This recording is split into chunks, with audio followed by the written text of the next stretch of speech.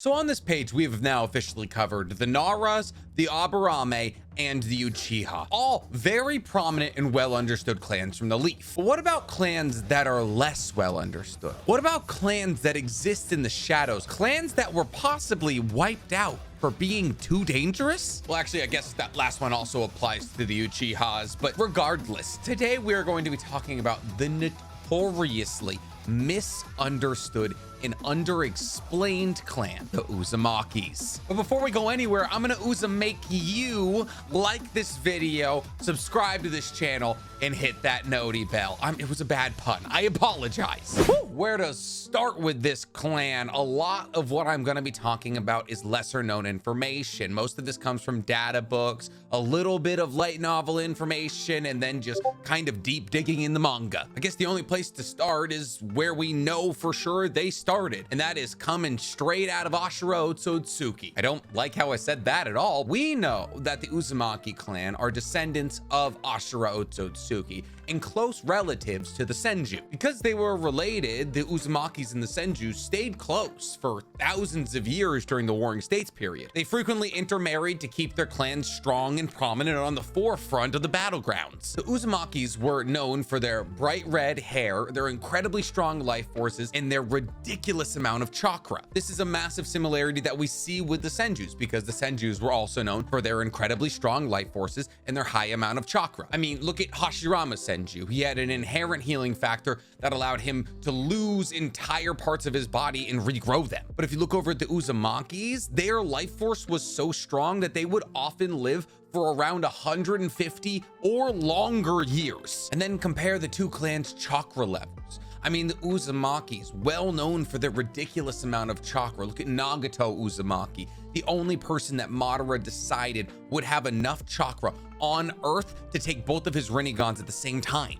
Obito himself was only able to take one of the Rinnegan at a time because he didn't have enough chakra to control both of them. Or look at Naruto Uzumaki. He had his chakra pulled out of him for 6 straight hours by Momoshiki, and he only got half of it. Compare that to the Senju, Hashirama Senju, able to fight using his wood style for over 24 hours against Madara. Tobirama Senju, able to use dozens of water style dragon bombs and flying Raijins and creating shadow clones with all of this chakra that he has. And the fact that they had these similarities led them to believe that if they stayed intermarrying, that they would be unstoppable. But also intermarrying with the Senju clan proved very advantageous politically. This is because the Uzumaki were at the head of the village hidden in the whirlpools, while the Senju were obviously at the head of Konoha. Therefore, the most famous of these intermarryings was between Hashirama Senju and Mito Uzumaki. This marriage happened right at the end of the Warring State period, right as Konoha was founded, in order to give Konoha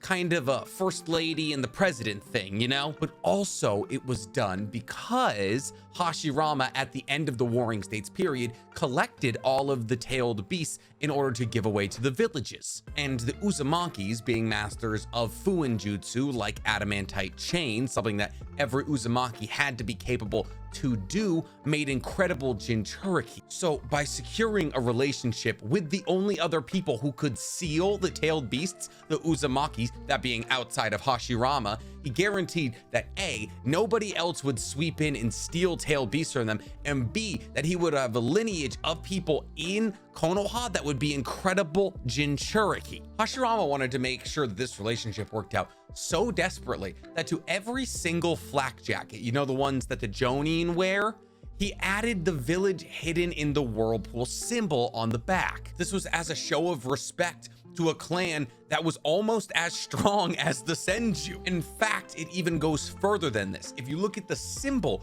of Konoha, you know, the leaf with the little swirl in the middle? That swirl in the middle is homage to the Uzumaki clan's whirlpool symbol, which is insane when you consider the fact that the Senju and the Uchiha's symbol make no impression on the symbol of Konoha whatsoever. For the record, I'd like to say that the Senju had the coolest of all the clan symbols, but Just my opinion. So once this relationship was established between the village hidden in the whirlpools and Konoha, the Uzumakis would occasionally help out the Senju. We learned in the 4th data book that occasionally Konoha would make requests of the village hidden in the whirlpool for Fuinjutsu users that a particular entity or person need to be sealed. And as this relationship deepened, the Uzumakis identified that they needed to be in Konoha as well, Konoha being a much bigger village than the village hidden in the whirlpools. And they also identified that even though they would have a presence in Konoha, they should make sure that Konoha would be able to use Fuinjutsu if they weren't there, which was very interesting foresight from them. So on the outskirts of Konoha, the Uzumaki clan built the Uzumaki Clan Mask Storage Temple. This is a really cool thing that they did and a really cool tidbit of information from Naruto. Essentially, the strongest users of Fuinjutsu from the Uzumaki clan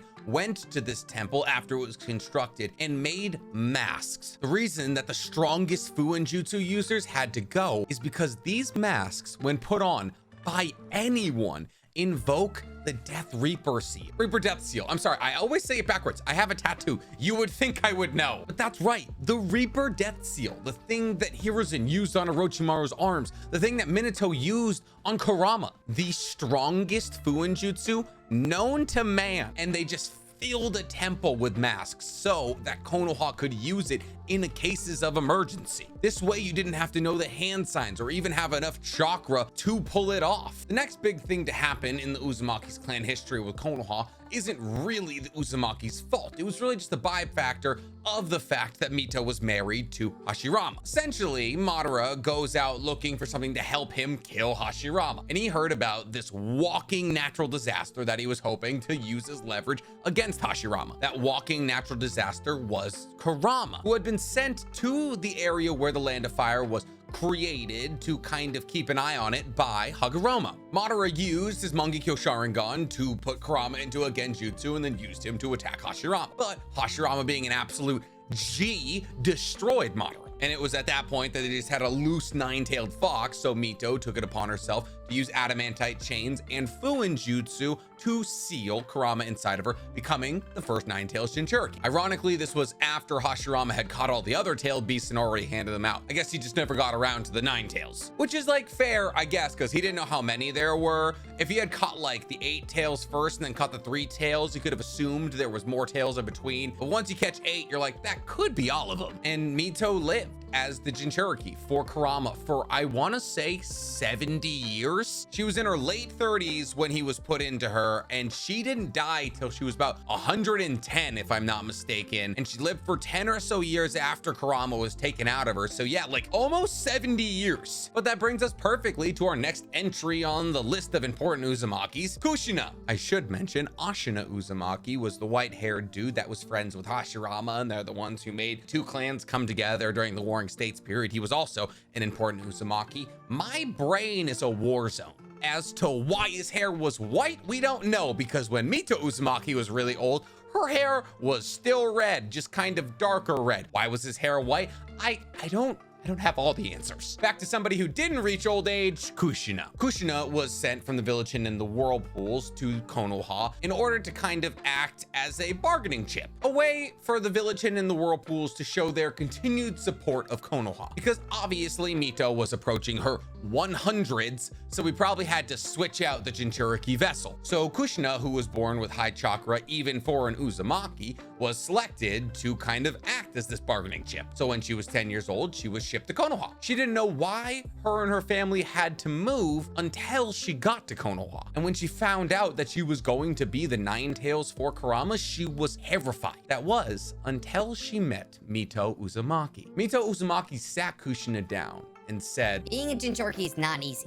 In fact, it's very difficult. Especially for Kurama, because he's such a hateful spirit. He wanted to be free. He wanted to preside in the area that Hagoromo assigned him to. And yet there she was, 70 years into the tenure, still alive, still living, thriving even. And the wisdom that she imparted to Kushina that actually soothed her soul was that you have to fill your vessel with love. Essentially, what she told her was, you have to find so much love in your heart for the people around you, for the things in your life, that you counteract the hate that Kurama feels. And Kushina didn't understand how to do this until she met Minato. And just like that, she understood how to fill her life with love. Unfortunately for the Uzumakis, it wasn't all love after this. A couple of years after Kushina is sent to Konoha, the Uzumaki clan gets massacred. But how, Nick? You just went on a whole tirade about how they were the strongest thing to happen since the Senju. Well, yeah, let's get into it.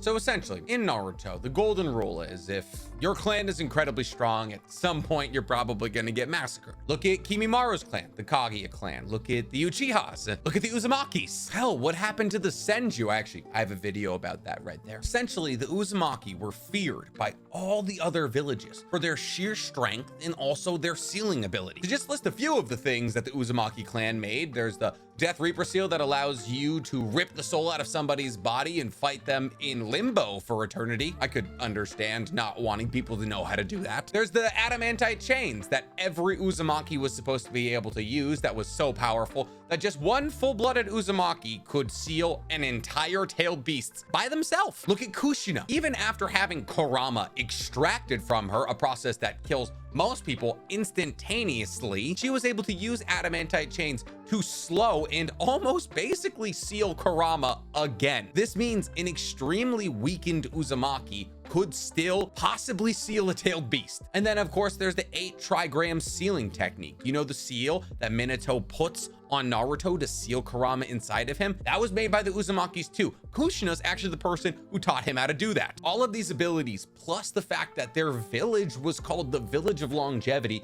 because all of them lived for so long, on top of the fact that they had the most chakra out of anybody on Earth, essentially made every other village terrified of them. So every other village, the sand, the stone, the cloud, and the mist all teamed up together to wipe out the village hidden in the whirlpools. Think about that. This happened between the second and the third Great Ninja Wars. These countries were in terrible positions with each other. They had already been in 2 world wars over territory, money, all of that, and yet 4 of the 5 major ninja villages came together to destroy the Uzumaki. And that's what it took. Think about the allied shinobi forces, okay? That was all 5 villages and the Land of Iron. That was to fight Madara and Otsutsukis in an army of white Zetsu. About 80% of that strength is what it took to defeat the Uzumaki clan. I actually have a theory that Konoha purposely turned a blind eye to this massacre to secure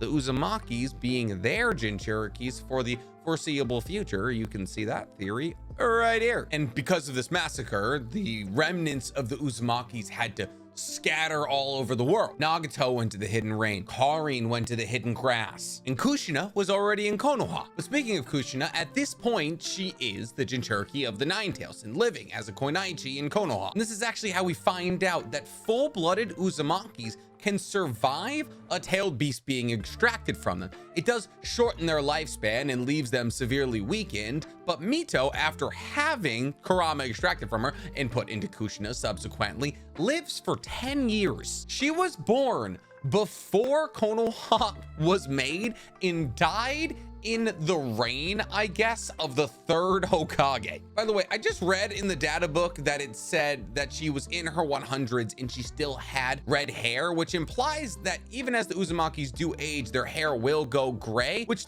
leads me to believe that Ashina Uzumaki might have been like 200. Regardless, now the history of the Uzumakis lies in Kushina's hands, and she becomes a Jonin in Konoha and lives with Minato and eventually has Naruto. And then you know what happens. We've all seen it 100 times. They become Kurama's newest finger accessory. And then you get Naruto's whole story. But I actually don't want to talk about Kushina and Naruto right now. No, I want to talk about a different Uzumaki that actually shows us a bunch of the abilities that the Uzumaki were known to be able to do, but are kind of not talked about. I want to talk about Karin. For those of you who don't remember, Karin is the member of Taka, you know, Sasuke's spin-off Akatsuki group, that essentially if you bite her, you can either refill your chakra or you can heal yourself. Sasuke does this to plot armor himself back to life, like, I don't know, 14 times. But here's the thing, while this may seem special, what Karin is able to do, do, amongst Uzumakis, it wasn't. Because of their incredibly strong life forces and high chakra reserves,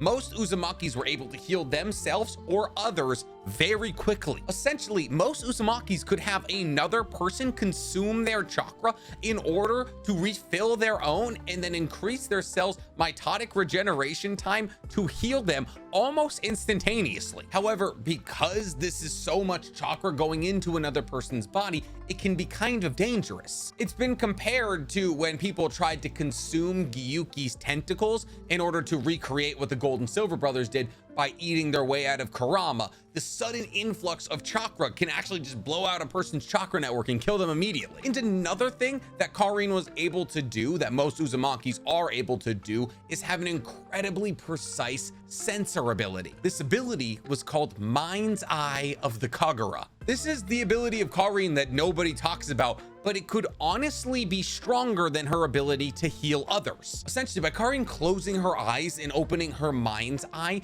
she is able to track chakra very specifically from kilometers away. And I'm not talking 1 or 2 kilometers, I'm talking dozens. She can focus on a room 20 kilometers away and see where each person in the room is sitting. For a little bit of, I guess, comparison here, Neji's maxed out vision with his Byakugan was 800 meters in all directions. That's 0.8 kilometers. And if Karin decides to focus on one chakra signature, she can see how that person is moving or molding their chakra from 20 kilometers away. On top of that, she can see by looking at somebody's chakra network if they're lying, or by using it on herself to see if she's under genjutsu. And this was common in the Uzumakis. And if that's not enough, the Uzumakis were also able to completely suppress their own chakra signatures, making them undetectable, which is insane when you consider how much chakra they had to suppress. So yeah, that's why all the other clans were afraid of them. And that's the history of the Uzumaki. Well, I guess the history of the Uzumaki is still going because Boruto's alive, and so is Naruto, and so is Himawari, and I guess now technically Hinata is an Uzumaki. So fortunately, there's more chapters to be written in the Uzumaki Chronicles, I guess. Just like how there's more videos to be made on this page. But if you liked this one in particular, please, from a like it, subscribe to the page, and hit that noti bell, because I post 3 times a week, and I would love for you to see every single one of them. I'm not saying that I also would have been afraid of the Uzumakis, but imagine if there was a man 20 miles away from you who could watch you in the bathroom by focusing on your chakra signature. It wouldn't be the worst thing to get rid of those people.